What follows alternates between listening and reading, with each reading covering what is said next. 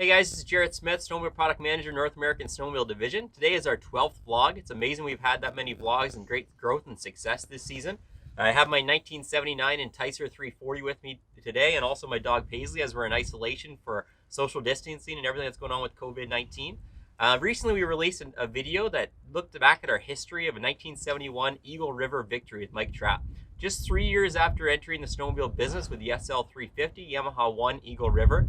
It was a historic moment in our times for the history, and we're happy to look back at that and document some of the history. So today we're going to give you a behind the scenes on how that video came about with Bob Starr, Communications Manager for Yamaha U.S. Hi Jaret, and thanks for having me on. I hope you are all well, and hello to Yamaha customers far and wide. Well, the original concept of this video was initially presented to me while in Japan assisting Yamaha Motor Company with last October's Tokyo Motor Show by our communications group at our global headquarters in Japan. You see, Yamaha Motor Company had recently undertaken an effort to build our historical assets, and this was one of the first projects they planned to create. I was asked at the time to reach out to Mike Trapp and see if he would be available for an interview to talk about his world championship that he won on his Yamaha at Eagle River in 1971.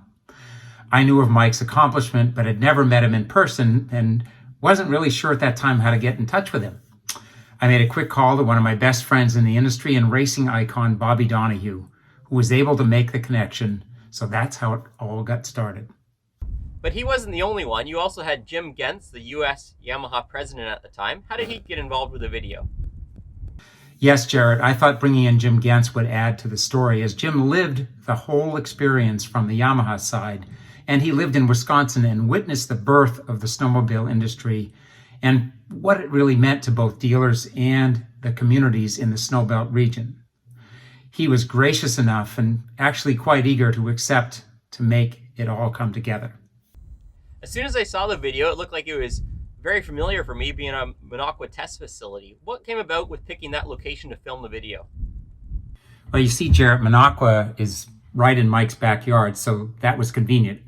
It's also the heart of the snowmobile country, and Bobby Donahue's dealership in Wisconsin Rapids was not that far away either. He volunteered to bring the 1968 SL 350 that his dealership got in 1968 and his own phaser rebuild to add to the whole history story. Bobby was sure a great addition too, because he saw it from so many different angles.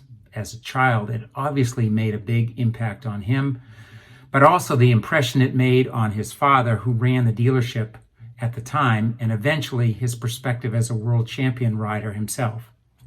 What was it like to have all those team members in one place, especially with Mike being there?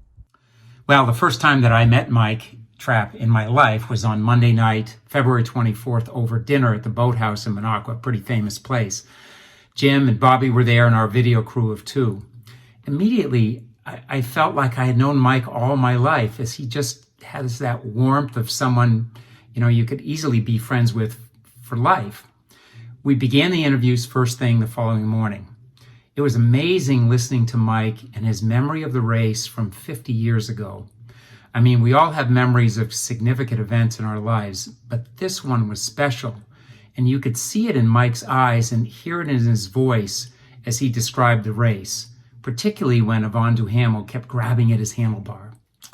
Bobby's interview likewise was eye-opening, and it's obvious the passion for snowmobiles that began for him when he was really a little boy hanging around the shop and attending that 1971 Eagle River race to today are as strong as they ever have been.